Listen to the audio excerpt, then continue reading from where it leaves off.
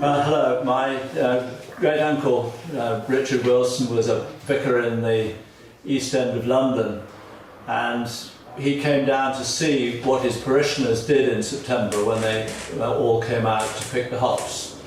And he was distressed by the conditions which they worked in and lived in, and decided to try and do something about it. The next year he brought down some nurses with him, and at the first stage they would ask the farmer for permission to put up a tent and then tend to the needs of the people.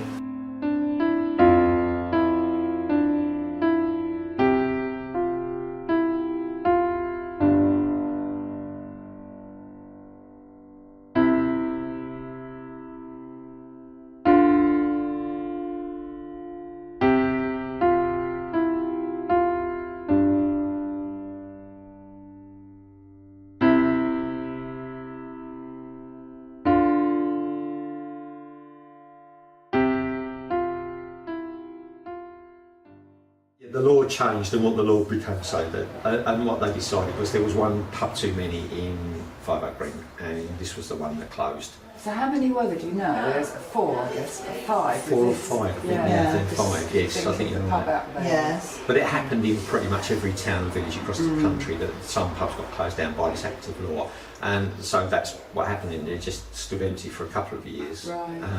And then that's when he found it. So rented it off whoever owned it at the time, and then turned it into the hospital. There's a farm, literally just a few yards down the road here, Bugs Farm, that's still got hop pickers huts, and they still have East London families come down and stay in those huts in the summer. Yes. And when I spoke with those people that use the hop pickers huts, they said they do a week's work for the farm, and he lets them come any time. Yeah. And they've still got the cookhouse. Yeah, and they still live as they lived then. Sit and browse all the different articles, because Mr Wilson, he's got some enormous treasures. First of all, we had the Bishop of Rochester and the Bishop of London. They came to rededicate and because we've joined the Heritage Society. And there was some fabulous visitors that had come.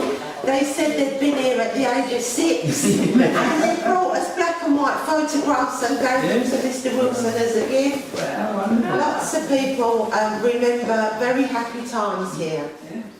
We think that it was Mr Wilson's great-grandfather. We think it was his grandmother that put it together. Yes. They've tried to trace back, you know.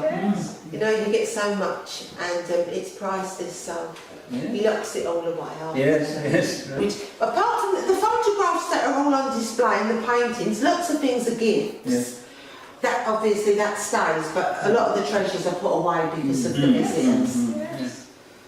Oh, that's splendid. Thank you so much. It's been very nice to meet you. Thank you for coming. Very interesting. That's what this room looked like when it was a children's hospital. And that was this room. This was built to be a ward. And the records we have run from 1910. We've got the records from 1921 to 1953 when it stopped, during which time I think this area was a surgery. Right. And they treated about 300 people in the month of September when they were down here, and about 10 children sort of stayed in here. Yes, and there's another house out there, we're going to have a look right there. That's a sort of new, more modern house with carpet. We always use the Heritage Open Day, so all the trustees come and stay here. And we're always thinking about things to do with the building and how we're improving it for the way people want to use it now. And but Peter's making a film for Capel Parish. It's a civil parish of Capel, and obviously this is one of the old houses of the village, but it's one that's got an interesting history and is still being very much used by all sorts of people because it's a modern charity. But it's a lovely building, you know.